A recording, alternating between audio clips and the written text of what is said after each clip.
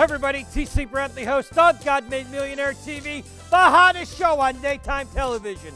I've been waiting all week for you, yes you, to stop on by and watch our show. And what a show we've got lined up for you today. Waiting on set, I'd like to welcome back Michael Sipe. He brought the thunder in Season 2, and now he's ready to do it again in Season 3. Michael's a former Navy officer and a pilot. He's an author, business coach, and strategy consultant. Michael helps companies double or even triple their revenues by using strategies that bring fun and joy to the workplace. So, without any further ado, let's crack open our God Made Millionaire bank vault and let's activate some God-given dreams.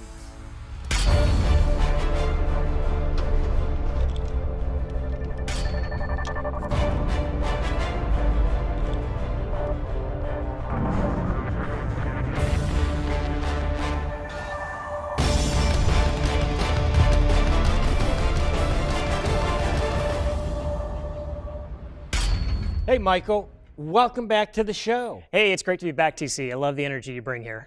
We loved having you in Season 2. What an incredible show. What incredible feedback we got on your show. And I wanted to have you back because of the business expertise that you have. But before we dive into this show, what I want to do is just play a brief clip from your Season 2 appearance on God Made Millionaire TV. And so the book, I talk about how we can make subtle shifts away from what a controlling person might have for us. Now, it doesn't have to be a parent. It can be society. Society can tell us how we should be living. So how do we shift our energy and our awareness into something that is a little different than what we're used to doing? And so as I reflected back about my experience coaching pilots to land on a carrier, it was that aha moment of, I'm a pretty spiritual person. I have faith. I have things that allow me to have a better life, and I've made these pivots away from my controlling dad. But what was it that was making that happen, and how can I bring that to more people? And that's when I started thinking about, well, what kind of spiritual training can I bring in that's maybe not religious, but is a spiritual piece that will resonate with a lot of people. What an honor and a privilege to have you back for Season 3, Michael. Let's talk a little bit more, and I want to deep dive into this topic of energy in business, which is part of your expertise as a business leader coach. Yeah, so thanks for talking about energy, because energy is so important to our business. And when I say energy, I don't mean wind or solar, I don't mean physics kind of energy. What I'm talking about is our thoughts and our emotions. And so, men are taught that, hey, we can't be emotional, we can't be stoic. But I'm going to ask you, when you've watched a football coach on TV and plays don't go for their way, or the ref makes a bad call, do you ever see them get angry? I do. Yeah. So men, everybody has an emotion. The question is, how are we showing it? How are we feeling it? How are we expressing it? What I found in industry is that when an innovative idea comes to a company and they start with it, 85 to 90% of those actually fail. They don't actually create value in the market. 85 to 90%? Yeah, it's a staggering number. So innovation, we talk about innovation all the time, but it wasn't always working. These new ideas just would not make it out there. And so in that space of seeing innovation, I saw billions of dollars worth of innovation come up, a lot of R&D money go in, but that return on investment's really low when you think about it. So what I figured out was the most important principle behind all of that is people. We hear it all the time. What's the most important part to a business is the people. But that's just a name. What's really going on behind there? And so I found that really it's what kind of energy does a company bring to that development process? What kind of energy does the team have? What kind of energy does the marketing arm have? Right. Well, I believe on our show we have an energy, and I call it the anointing. We have an anointing of God that is on our set. When people come to the set, and that's part of the energy that you're talking about. But I've walked into a home where words have been spoken, there's been conflict in that home, and there's a heaviness in that home. Right. You can tell that something is out of sorts with Right. the energy, what you're referring to as the energy, I call it the atmosphere, Mm-hmm. and what you're doing in your work, in your business, and helping companies is how to incorporate the proper energy into their culture. Is that, am I You're spot hitting on, it? TC. Absolutely spot on. And there are actually 7 levels of energy. Let's talk about the 7 Yeah, levels. let's talk about the 7. So there's 2 at the lower level. Those are what are called catabolic energy. It's where it's sort of a negative kind of energy. And so level 1 is the lowest level of energy, and we will go through different energy levels throughout the day or over our lifetime. But level 1 is characterized by sort of a victim mentality or a victim mindset. And what happens with our employees is that they'll get lethargic. They won't feel like going that extra effort to get something to market, or they won't feel like they have to put in that extra effort in their job. And so they're stuck in this I'm not going to get promoted mentality, or they're going to look me over, or I'm not worthy, or I'm not a good fit for this company. And so their energy level is really low because they just don't see that value in themselves, and they get stuck in that level quite often. So as a business leader, our job is to look at where those talents lie with them and see if we can align them to something else. Level 2, still a little bit negative, is this sort of fighting mentality. It's more of a conflict mentality where we're looking at the opportunity to win. We don't care about anybody else. So we're going to backstab somebody else at work to try to get that promotion, or we might try to undercut somebody else because we want to get that bonus. That kind of conflict is better because now we're putting energy in there in terms of like trying to get something, but we're still very self-focused. So what happens next is, as one moves up to level 3, and energy now becomes a little more anabolic. It's a little more positive kind of energy. And that's where we take on more responsibility, where we feel like, okay, our actions have an impact, and I'm going to win, but if you win too, that's okay. And so it becomes a little bit more of a, hey, let's see if we can work together. And it builds into level 4, where it's the attitude of concern. And what we see with concern is a little bit of compassion, where we see a new employee or we see an opportunity, but we know we got to help people get to that next spot. And so what we do is we're acting a little bit more compassionately about somebody who is in a difficult situation. And so we try to help them in our business. And so what that does, it creates a little bit of bond, right? It creates some energy there where people are now no longer level 1. Now they're feeling like, hey, somebody cares about me. Maybe I'm even level 3 now because, hey, somebody actually shows interest in me. Oh my gosh, that's crazy. So that's great. But what I love to see is I like to see companies get to level 5. And level 5 is really unique because that's where we start seeing the opportunity for collaboration. What happens there is people begin to see others as an opportunity to help together. It's where teamwork really starts gelling. And you find that in the military. You do find that in the military. Background. And by the way, thank you for your service as well. You too. I want to say that. But you find that level, that's the goal in the military, to have that level 5, right? You want to get there, absolutely. And it's one that is probably the most opportunity for businesses that work well together. But when we talk about leadership and we talk about the CEO or owner of a business, then we got to think a little bit higher. And that's one where joy comes in. That's where we feel we're at peace about things. We're not worried as much. Now, as a business owner, right, we have COVID impacts, we have shutdowns, we have supply chain disruptions. That continues to go on. We're going to see inflation probably into 2024 just because of all the challenges we're having, whether it's weather, whether it's supply chain disruptions. So as a CEO, we're going to be pushed down into that level 2. Like, we've got to fight through this level. That's okay, but it can't be sustained. So we got to get back into a higher energy of being enthusiastic about our business. And that's what some really amazing things start happening at level 6. That's where we start seeing empathy show up. That's where we start seeing intuition show up. And I'll come back to intuition, but intuition is a very powerful piece as a CEO. Level 7, one of unconditional love, where we have a zest for life. That's where the divine starts showing up more and more. Right. Right.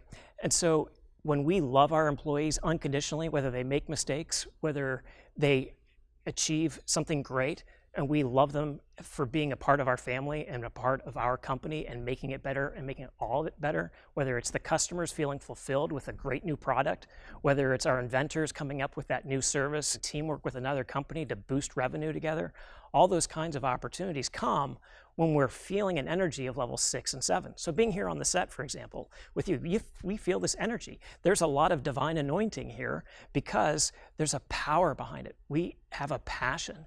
And that passion shows up in level 6 and level 7. So getting there is the challenge, right? We always have these limits. What's pushing us to do what we need to do? Is that because we feel we need to do it, or is it because we want to do it?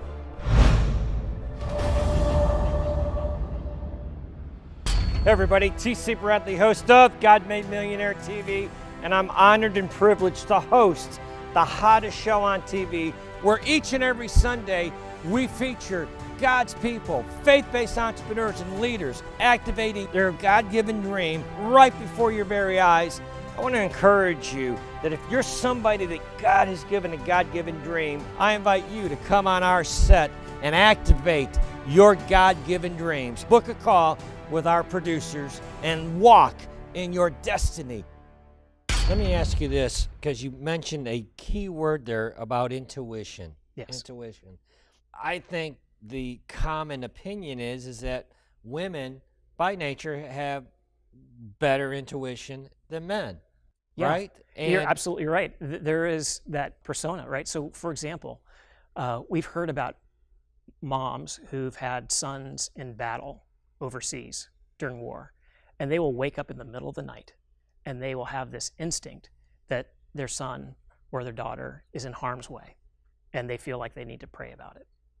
Where did they get that message from? Right. That's intuition, right? So we hear about that. So that's kind of the image we might have of intuition. But there are really two types of intuition. One is non-local, which is the one kind of we were talking about there with sensing something outside of our environment. And then there's the local. And the local is really interesting because that's sort of our gut instinct. Remember when Steve Jobs, CEO of Apple, right, founded the company, arguably one of the most powerful technology companies ever. So he said that innovation is a very powerful tool. In fact, it's more powerful than intellect. More powerful than intellect?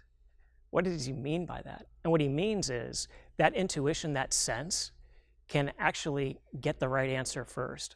I don't know if you know this, but I didn't know it, but our heart, the heart has more neurons around it than our brain. Those neurons create an electromagnetic field, and that field can sense things. Some scientists and doctors did a study, and in that study they found that if they presented these people with an example of an image of something positive and then an image of something negative, that their heart was able to sense before the image even showed up on the screen what that image was going to be, whether it was going to be good or negative. It was a fraction of a second, but the heart sensed it before the brain did. So what happens in our body when that happens is our heart senses something. You're talking about walking into a room and getting that sense of like something's not quite right. Your heart sensed, even perhaps before you got into the room, that was something else going on there before your brain even saw anything. I have found in my own life, and I don't know about you, but I'm talking about me, that when I honor my intuition, right? Yes. When I honor that intuitive knowing within me from a business standpoint, because I want to elevate this into the business realm, which is where you do your work, is helping businesses do this. But from a business standpoint, anytime, and I'm talking 100% of the time when I've betrayed that intuition, that intuitive knowing of a move I was to make, right? Of a decision in business, an intuitive knowing, and I went against that, I'm telling you, Michael, 100% of the time, it's been the wrong decision. And intuition doesn't reason. It's not part of the reasoning mind, right? Because sometimes that intuitive knowing is telling you to do something that makes zero sense. Right. So in that intuition piece, it seems to make zero sense. When it's a non-local intuition, it's something coming to us out of the blue. It's something that we just didn't expect. And it's very subtle. It seems to be kind of hard to develop, but it actually is doable. So when you talk about, hey, I wasn't listening, or I didn't, pick up on, or didn't follow my intuition, quite often it's one of these other energies, a lower level energy, that's caused by fear. Fear can show up in many different ways. It can show up at level 5, it can show up at level 1.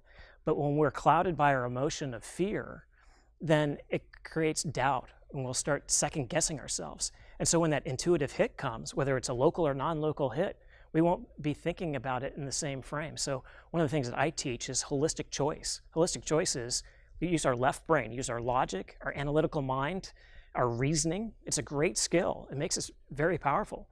But at the same time, let's be energy aware of our emotions in motion, that energy in motion piece. And then when we're at level 5, 6, and 7, and we've got a lot of that baggage, that negative energy that's not with us, that's when the intuitive hits come. So it's really powerful to pull in that intuition piece, and the holistic approach of logic, emotions, and intuition make a very powerful CEO. This is starting to make sense to me now in speaking to you about this, because I'm thinking about, as you're talking about this, people that operate at a level 2 energy, right? Just one person. And by level 2 energy, I'm talking about the people that live in perpetual chaos, perpetual conflict, right? We all know people that it's always conflict in their life. There's always chaos in their life. And my goodness, if you had that type of a person in your company or in your business, just one of those people could bring down the culture of your business. Is that what you're hitting on today? To a degree, right? And if the environment is a huge setback for the company, that level 2 or even level 1 energy will start permeating across the whole company, right? And then it becomes a management challenge. So part of it is everybody has their moments where they can be at level 4, level 5. They're not always at level 2. It's just sometimes they feel like they have to fight, right? And so that's why they leave the job. They go looking elsewhere, is because they're at level 2 all the time. They can't take it anymore. They want to go on to something else where it's a little more harmonious. So the challenge as a leader, right, is to go, hey, let's see if we can find some skill sets that that person has and make them feel empowered. How can we make them see that they actually are a contributor? And when they do that, then they get those people out of level 2. And there are many ways to go about doing that. So the answer is not getting rid of level 2 people. The answer is to give them the proper technology and tools to elevate them. Is that what you're saying? That's absolutely correct. And part of it too is that I like to teach is, get your heart and your brain into coherence. So one of the techniques that I use with a lot of people is we'll get these stressors that come in throughout the day. And so to deal with those stressors, we can reframe, we can take a look at the crisis and go, hey, is there an opportunity in that? And so talented leaders will do that. But I think one of the other things is like those stressors, if they're coming at us all the time, if we're in a business where we're super busy, we're trying to scale quickly, we can't keep up with all of orders, or even worse, pandemic has shut us down. That's coming at us all day long. So what I like to do with the heart and brain coherence piece is to say, hey, slow down. And we're going to slow down and focus on your breath. Focus on breathing in for 5 seconds. Just focus on your chest area. See that your heart is breathing in. Feel that joy of a love that is more powerful than you coming in. And then breathe it back out in 5 seconds. Can you be successful? I mean, really, truly successful, not honoring your intuition? So you can be successful without honoring your intuition, but at some point, you begin to realize that there's a higher power. And that higher power is speaking to us all the time. And so if we are caught up in our own little world, right, our own little world of our job or our family situation or our life situation, then we can kind of tune out other messages that are coming to us. Maybe a colleague has a really great idea and we didn't listen. We just weren't focused on it, right? So when our energy is at sort of a lower level and it's continually at that lower level, then we're not listening. We're never going to listen to our intuition. But when we get higher, then our gut instinct kicks in. So I was talking earlier about how the heart senses before the brain. It sends a signal to our brain. and then our brain starts an association. And then that association triggers a signal to our gut. And a fraction of a second later, our gut has that sense of whether it's good, whether a person's the right kind of person for our company, whether that idea that's brought to us is really going to work. That kind of gut intuition comes when we're a little more at peace. And that peace is when our heart and brain is in coherence. So if we can do a breathing exercise to focus on just our breath and how wonderful that breath is and how amazing that breath is, and we sync it up to about a 5-second interval of out and in, it's a really calming, peaceful moment. And that's when intuition hits. Well, that calming, peaceful moment, that comes from military training with those fighter pilots, correct? Yeah, so, they used to say you have to have your blood with ice cold water running through it. You have to be super cool, because when that aircraft carrier deck is pitching at night and it's moving up and down and you're afraid you might smack into the back of that ship. You got to be calm and cool about it. So like for me, I remember one time when I was flying and had a student with me, and we were at night in the clouds practicing for the very first time how to land on a carrier. And we were heading away from the carrier and turned to downwind. And on the downwind, our compass, there were 2 compasses in the plane, both were acting haywire. It seemed like they were acting haywire. We didn't know which way we were going. And if we turned and were going the wrong way, we might run into the planes that were coming in to land at the carrier. Right. So we were really stressed. And I turned to myself, trying to figure it out, logically, which way do we go? Which one do we use? And I got to calm myself and think through this and just be at peace about it. And the message came, go with the right one. Go with the one on the right instrument side. And so we chose that one, and it turned out to be the correct one. That was intuition. Right. That was that idea that was already there, but it was the right answer. And so that kept us out of harm's way. So that kind of intuition piece of being able to be cool under crisis, sure, it's military, but it's in our business too. We have crises all the time. Which is where I wanted to transition. But before I go and I leave that point, I want to know, did you ever do a flyby of the tower like Maverick on spill the coffee? Yeah, all the time. Except I was in the slow plane and he spilled it because he was too busy trying to stir his coffee and just wasn't paying attention. Yeah. Stressors. Right now, I want you to speak to our companies, our business owners right now, because you speak about stressors, and there are so many stressors that are on business owners. And by business owners, I include churches too, because we've had pastors that have had to close their doors, right? We've had people that have had the stress of changing careers and leaving careers that they love, these stressors. What is your message to those people today? Yeah. So my message to those people today is, hey, those stressors are legitimate. They can be very powerful in terms of shutting us down, but there's a bigger power. It's internally based. It's one where we tune in to our higher wisdom. And so when we have a higher emotion, a higher inspiration, then that idea will come to us on how to navigate those challenges. So we think about the supply chain disruption, we think about inflation, we see service costs driving up. It seems like a spiraling out of control nightmare for a lot of businesses. But there's an opportunity there. We can grow revenue, we can be a bigger and better company, and it requires teamwork. We have to encourage our employees to make them feel like they're part of the family, that they're part of a bigger mission. And when they do, they've got our back in many ways. So the way to navigate this future storm and this current storm of all this COVID going on and being alienated and separated from each other is to build teamwork. And that teamwork comes with an anabolic building kind of energy, and that's doable. So tell us how somebody can get in touch with you and hire you to help them. Yeah, sure. So I have my own website, sipecoaching.com, where I help businesses. Say that again. It's sipecoaching.com. Yeah, so sipecoaching.com.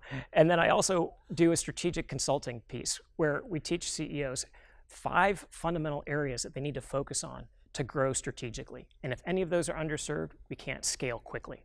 So I teach that in my work, and I also partner with the Strategic Advisor Board. The Strategic Advisor Board is 10 CEOs who team together to help businesses grow and scale quickly. And it's the power of hundreds of years of experience all coming together to unite and make your company scale and grow quickly. Final question. How important is your faith in your business? Faith is very important, TC. I mean, for all of us, when we get that sense that we have a purpose, we have a reason to be on this planet, then our egos kind of take a back seat. And that ego, when it takes a back seat, opportunities open up, many opportunities, synchronicities left and right. And so our faith becomes so much stronger because we see those opportunities. And it wasn't because we did it. It's because someone else did it. Michael, what an honor and a privilege to have you on the show today. You're one of our ambassadors here for the second time. Yeah. I love having you on. We're out of time for this show. Will you come back and see me again? Absolutely, TC. All right, my brother. Yeah.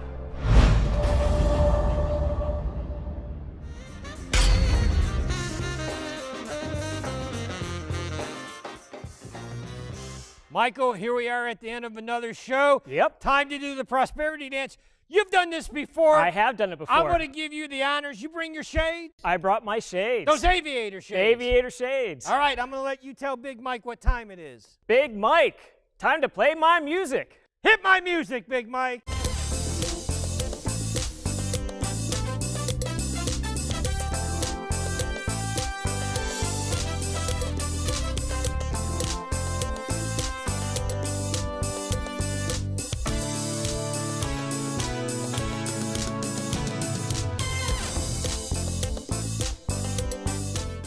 Hey everybody, TC Bradley, host of God Made Millionaire TV, and I was thinking the other day of how my life was profoundly impacted and changed for the better when I published my first book, Supernatural Success. Within 45 days of publishing that book, I signed a major TV deal to feature and promote my book on that TV show. After that, I published another book, got invited back to another TV show. If you're watching this video, listen. You've been given a God-given dream to publish a book. He's given you an assignment to do, and like me, you want to try to talk yourself out of it. I didn't talk myself out of it, and my life was profoundly changed. I want to help you publish your book. If you've been given a God-given dream, an assignment to publish your book, well, we have a publishing company designed specifically from A to Z to handle all of those details for you. All you need to do right now at this point is set an appointment up with our publishing company so that we can talk to you about bringing your book to the marketplace and your voice to the nations on our show, God Made Millionaire TV, as a published author.